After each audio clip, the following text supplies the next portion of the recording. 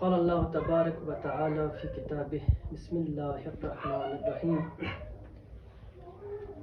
كل من عليها فان ويبقى وجه ربك ذو الجلال والإكرام. وقال الإمام الصادق عليه السلام إن لنا حرما وهو ستدفن فيه امرأة من ولدي تسمى فاطمة من زارها وجبت له الجنة. ومحمد وآل محمد صلوات. اللهم صل على محمد وآل محمد وعجل فرجهم. عزیزان گرامی قدر، ذات خداوند حق سبحانہ تعالی ایک لامتناہی ذات ہے. اس کا وجود واجب الوجود ہے، فی نفسہ ہی و ذاتی ہے. اس کے لیے فنا نہیں ہے اور وہ ازل سے ابد تک ہے. اس کے مقابلے میں جو چیز ہے وہ ممکن الوجود ہے، اور ممکن الوجود کا وجود عارضی ہے، وہ مستقل نہیں ہے، اس کے لیے بقا نہیں ہے. اور اگر ممکن الوجود اپنے وجود کو استقلال دینے کے لیے اگر وہ ارادہ کرے تو اسے چاہیے کہ وہ اپنے وجود کو اس وجود فی نفسہ سے جوڑ دے، تب جا کے اس کے وجود کو بقا ملے گی، ورنہ ہر چیز ختم ہونے والی ہے. آیت مبارکہ صریحاً اسی کے بارے میں اشارہ کر رہی ہے. ارشاد رب العزت ہے کل من علیہا فان ویبقى وجہ ربک ذو الجلال والاکرام. ہر چیز فنا ہونے والی ہے، اگر رہے گی تو ذات الہی اور اگر رہے گا تو وجہ رب ذو الجلال. اس کے علاوہ سورہ قصص کی آیت نمبر 88 میں بھی ارشاد رب العزت ہے کل شیء ہالک الا وجہہ. ہر چیز ہلاک ہونے والی ہے، اگر کسی چیز کو بقا حاصل ہے تو وہ ہے وجہ رب ذو الجلال. اب یہاں پہ ایک سوال یہ اٹھتا ہے ادبی عنوان سے کہ اگر قرآن کی آیت اس طرح سے ہوتی کہ کل شیء ہالک الا اللہ تو بات سمجھ میں آتی، ہم سے کہہ سکتے تھے کہ یہ اللہ ہے. لیکن یہاں پہ کہا یہ گیا کہ کل شیء ہالک الا وجہہ، وجہ اضافہ ہے اللہ کی طرف. اب سوال تو اٹھتا ہے یہ وجہ اللہ کون ہے، کیونکہ اللہ تو نہیں ہے، یہ وجہ اللہ ہے کون؟ تو تفسیر المیزان میں علامہ طباطبائی ارشاد فرماتے ہیں کہ یہاں پہ وجہ اللہ سے مراد وہ الہی اوصاف ہے، وہ الہی اوصاف حمیدہ ہیں جو خود ذات خداوند سے منسلک ہیں، جو خود ذات خداوند سے متصف ہیں، جیسے علم ہے، قدرت ہے، حی ہے. یہ وہ اوصاف ہیں جسے وجہ اللہ کہا گیا. لیکن اگر اس کو تعبیر روائی میں دیکھا جائے تو انہی آیات کے ذیل میں امام محمد باقر سے ایک روایت نقل ہوئی ہے کہ امام سے جب پوچھا گیا کہ امام بتائیے وجہ اللہ کون ہے، تو امام نے فرمایا نحن وجہ اللہ. یعنی جو اوصاف ہے خداوند کے، جو عملی، جو اس کی تفسیر ہے، جو عملی وجہ اللہ ہے وہ ہمارے لیے. یعنی مطلب یہ ہوا کہ جس طرح ذات خداوند جو فی نفسہ بذاتہ وجود رکھتی ہے، اسی طرح ہر وہ شیء بھی وجود مستقل رکھ سکتی ہے جو متصف بے اوصاف خداوندی ہو جائے. لہذا اہل بیت کرام اس حدیث کی روشنی میں وہ بھی کیا ہے وجود ہے، وہ بھی مستقلاً وجود رکھتے ہیں اہل بیت. فرق یہ ہے کہ وجود الہی فی نفسی ہے، لیکن وجود اہل بیت نسبی ہے، اصلی ذاتی نہیں ہے. لہذا انہی ذوات، انہی ہستیوں میں سے ایک عظیم ہستی حضرت فاطمہ معصومہ سلام اللہ علیہا کی ذات گرامی ہے، اور انہی کے بارے میں مختصر گفتگو کر کے انشاءاللہ آپ کی زحمتیں تمام ہوں گی. تو حضار کرام سب جانتے ہیں کہ اگر کسی شخصیت کو کوئی لقب عطا کیا جاتا ہے یا لقب ملتا ہے تو وہ لقب اس شخص میں موجود کسی ہنر یا کسی فضیلت یا کسی وصف کو بیان کرتا ہے. اب ایسے ہی کسی کو تو نام نہیں دیا جاتا. اور اگر کسی میں کئی اوصاف ہوں، کئی صفات ہوں، کئی ہنر ہوں، کئی اخلاق سے، کئی زاویوں سے، کئی جہات سے اگر وہ مختلف اوصاف رکھتے ہوں تو اس کے القاب بھی مختلف ہوں گے. یعنی جملے کو بہتر کروں تو کچھ اس طرح ادا کروں کہ کثرت القاب کثرت فضائل پہ دلالت کرتی ہے، یعنی جتنے القاب زیادہ ہوں گے اتنی ہی اس کی فضیلتیں زیادہ ہوں گی۔ اب یہاں تک آنے کے بعد ہم دیکھتے ہیں کہ تاریخ میں حضرت فاطمہ زہرا سلام اللہ علیہا کے بارے میں کتب روایی میں 120 سے زیادہ القاب ان کے لیے درج کیے گئے، لکھے گئے۔ اب یقیناً ہر لقب کسی نہ کسی فضیلت کے پہلو کو بیان کرتا ہے، کبھی بطول کہا گیا، کبھی محدثہ کہا گیا، کبھی معصومہ کہا گیا، کبھی طاہرہ کہا گیا، تو یقیناً ہر عنوان اپنا ایک مشخص وصف رکھتا ہے، اپنا ایک مشخص مقام رکھتا ہے۔ اسی طرح حضرت معصومہ کے بارے میں اگر ہم تاریخی کتابوں کا مطالعہ کریں تو ملتا ہے تقریباً 19 یا 20 القاب حضرت فاطمہ معصومہ سلام اللہ علیہ کے لیے ذکر ہوئے، 19 سے 20 القاب۔ کچھ غیر مشہور ہیں، کچھ مشہور ہیں۔ مشہور میں سب ارباب علم ہیں، جانتے ہیں کہ عقیلہ ہاشمیہ ہے، کریمہ اہل بیت ہے، معصومہ ہے، عالمہ غیر معلمہ ہے، محدثہ ہے، شفیعہ روز جزا ہے، یہ سارے القاب بی بی معصومہ کے لیے ہیں۔ اب اگر ہم اس کو دیکھیں، انہی القاب کی طرف نگاہ دوڑائیں تو معلوم ہوتا ہے کہ حضرت معصومہ چونکہ ذات خداوند کے فضل و کرم سے علم و دانش کا خزانے سے معطر تھی، اسی لیے آپ کو عقیلہ ہاشمیہ کہا گیا۔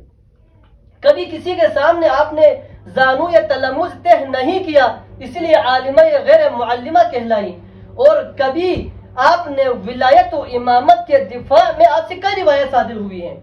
مثلا وہ روایت جو حضرت فاطمہ زہرا سلام اللہ علیہا نے حضرت امام علی کی ولایت کے دفاع میں مہاجرین و انصار کے سامنے جو روایت حضرت فاطمہ نے پیش کی، وہی روایت حضرت معصومہ سے بھی نقل ہے۔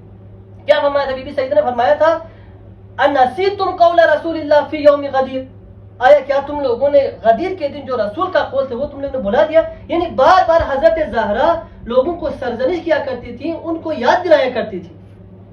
وہی معیار، وہی انداز، وہی ہدف بی بی معصومہ کا بھی ہے۔ تو چونکہ کئی روایات ان سے نقل ہوئے لہذا محدثہ کہلائی، اور طہارت و پاکیزگی میں آپ اس مقام پر فائز تھی، اس کمال پہ آپ فائز تھیں کہ ایک معصوم امام نے آپ کو عصمت کی سند دے دی۔ اور یوں آپ کا قصیدہ پڑھا، امام رضا نے فرمایا من زار المعصومۃ بقم کمن زارنی، جس نے معصومہ کی زیارت کی قم میں، اس نے گویا میری زیارت کی۔ سبحان اللہ سبحان اللہ۔ کتنا اب دیکھیں کتنا غنی وجود ہے، کتنا بے نیاز وجود ہے حضرت معصومہ کا، کتنی بابرکت ذات ہے حضرت معصومہ کی، کتنا باوسعت اور پاکیزہ کردار ہے حضرت معصومہ کا، کہ نہ فقط ایک امام معصوم عصمت کی سند دے رہے ہیں، بلکہ وہی امام معصوم اسی زیارت معصورہ میں حضرت بی بی معصومہ کے لیے شفیعہ روز جزا کا لقب بھی امام نے عطا فرمایا یا فاطمہ تشفعی لی فی الجنہ فإن لک عند اللہ شأن من الشأن، اے فاطمہ میرے لیے بروز قیامت شفاعت کرنا۔ امام معصوم کہہ رہے ہیں، کوئی عام شخصیت یہاں پہ نہیں ہے۔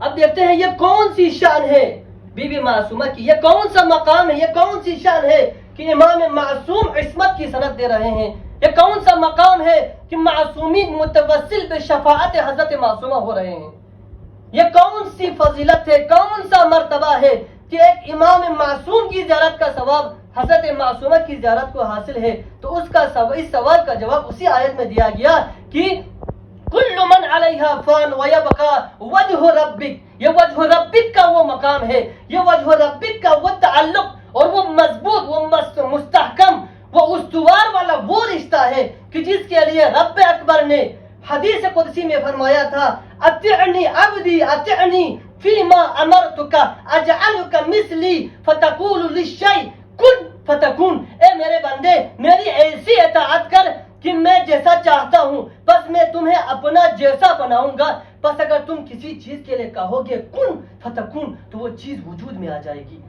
کوئی افسانہ نہیں ہے عزیزان، سب علماء کی محفل ہے، یہ افسانہ نہیں ہے، یہ رومانوی تخیل نہیں ہے، یہ وہ ڈرامے نہیں ہے جو مثلا یہاں پہ لکھے جاتے ہیں دنیا میں، تخیلاتی ڈرامے نہیں ہے، یہ حقیقت پر مشتمل ہے. معصومین کی زندگی میں ایسے واقعات ہوئے ہیں کہ جہاں غیر مجسم ایک زندگی نہ رکھنے والی چیز کی طرف امام نے اشارہ کیا, مجسم ہو کے سامنے آیا, دشمن کو پارا پارا کر دیا. یہ کوئی تخیل نہیں ہے, یہ نہ میری کوئی بات ہے, بلکہ اسی بات کی طرف نبی مکرم کی حدیث بھی اسی کی تائید کر رہی ہے, اسی کی طرف اشارہ کرتی ہے کہ فرمایا نبی مکرم نے العبودیت جوہرۃ کنہھا الربوبیہ. عبودیت ایک ایسا جوہر ہے, ایک ایسا ملکہ ہے, ایک ایسا ہنر ہے, ایک ایسا فن ہے, ایک ایسا رشتہ ہے کہ جس کی انتہا ربوبیت ہے. یعنی اگر عبد اور معبود کا وہ مقام اپنی معراج پر پہنچ جائے, وہ اپنی بلندی پر پہنچ جائے, عبد معبود میں فنا ہو جائے, فنا فی اللہ ہو جائے, تو پھر وہ مظہر صفات رب ذوالجلال بن جاتا ہے. اللہ کی صفات اس سے ظاہر ہوتی ہیں. یہ غلو نہیں ہے. اگر مثلا کسی کا ایسا وہ تخیلاتی ذہن اس طرف جا رہا ہے کہ یہ غلو ہے تو نہیں. آپ تعریف میں دیکھیں, کسی کو ید اللہ کہا گیا, عین اللہ کہا گیا, حالانکہ حقیقت یہ ہے نہ اللہ کی آنکھ ہے نہ اللہ کا ہاتھ ہے. تو کہ عین اللہ کا مطلب کیا ہے؟ عین اللہ کا مطلب یہ ہے کہ وہ شخص خدا میں اس طرح فنا ہو چکا ہے کہ اللہ کی نگاہ بابصیرت کے ذریعے وہ دیکھتا ہے. ید اللہ کا مطلب کیا ہے؟ وہ شخص خدا میں اس حد تک غرق ہو چکا ہے, معرفت خدا میں وہ اس حد تک ڈوب چکا ہے کہ اللہ کی قدرت اس سے ضائع ہوتی ہے. اسی لیے امام علی علیہ السلام نے جب وہ باب خیبر کو اٹھایا اور پھینکا, ہمیں کہتے ہیں 40 لوگ ہلا نہیں سکتے تھے.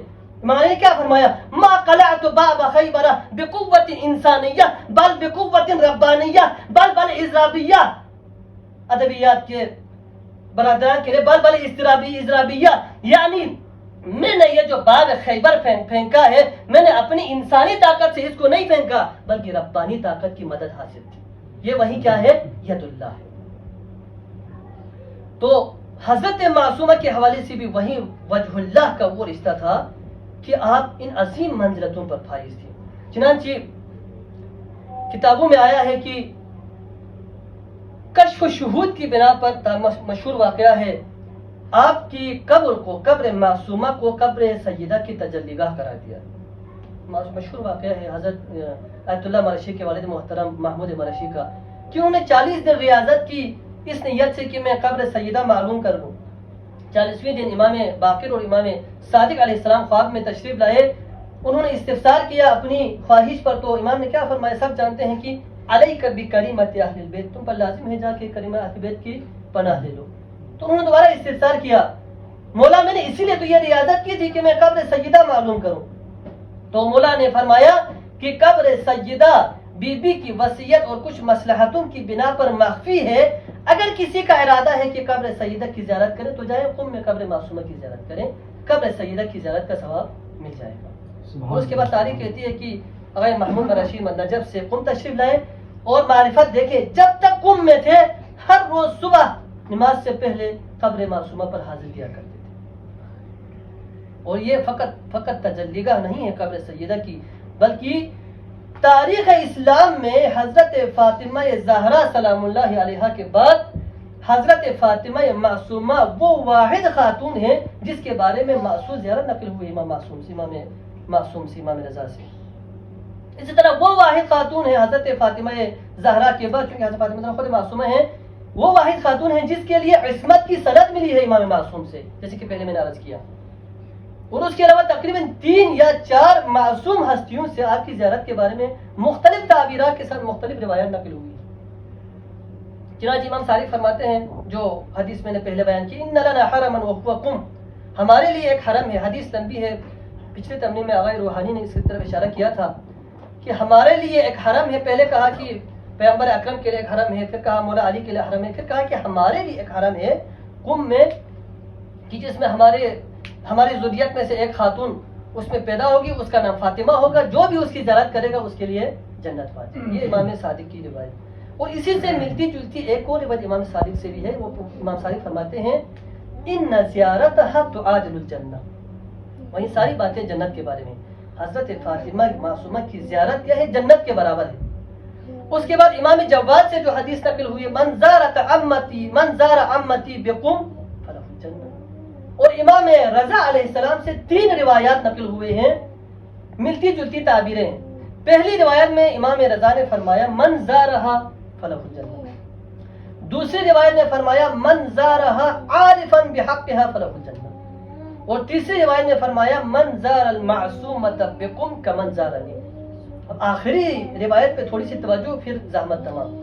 فرمایا کہ جو بھی معصومہ کی زیارت کرے اس نے کوئی میری زیارت کی. اب یہ توجہ طلب بات ہے کہ یہ کس طرح سے ممکن ہے. تو اس پہلو کو سمجھنے کے لیے، فضیلت کے اس پہلو کو سمجھنے کے لیے ہمیں یہ دیکھنا پڑے گا کہ حضرت امام رضا کی زیارت کا کیا ثواب ہے. تب جا کے ہمیں سمجھ میں آ جائے گا کہ بی بی معصومہ کی زیارت کا کیا مقام ہے. 2-3 روایتوں کا سہارا لوں گا.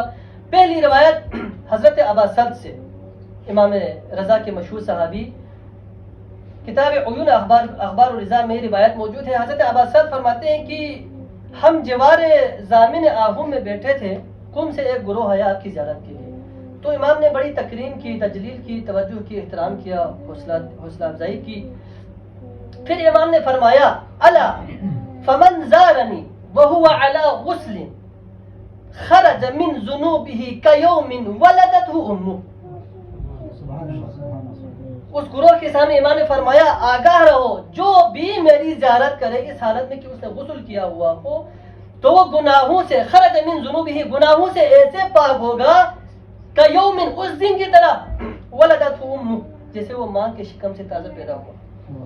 یعنی پیدائش کے وقت جس طرح وہ معصوم ہوتا ہے اسی طرح وہ گناہوں سے پاک ہو جاتا ہے. اسی طرح دوبل خزاعی سے ایک روایت ہے کتاب وسائل شیعہ میں کہ امام رضا خود فرماتے ہیں کہ جو بھی میری زیارت کرے تو قیامت میں وہ میرے ساتھ محشور ہوگا. اس کے بعد امام ہادی سے ایک روایت ہے کامل الزیارات میں امام رضا کی زیارت کے حوالے سے کہ امام فرماتے ہیں کہ جو بھی خراسان میں میرے جد امجد کی زیارت کرے گا تو جہنم کی آگ اس پر حرام ہو جائے گی. اسی سے ملتی جلتی ایک اور روایت نبی مکرم سے ہے کہ جو بھی خراسان میں میرے فرزند کی زیارت کرے گا تو جہنم کی آگ اس کے بدن کو جلا نہیں سکتی. تو ان روایات سے، روایات تو بہت ساری تھے لیکن یہ جو 2-3 روایات میں نے ذکر کی ہیں، ان روایات سے نتیجہ یہ نکلتا ہے کہ جو حضرت امام رضا کی زیارت کرے گا اس کے گناہ بخش دیے جائیں گے، جہنم کی آگ اس پر حرام ہو جائے گی اور وہ امام کے ساتھ محشور ہوگا.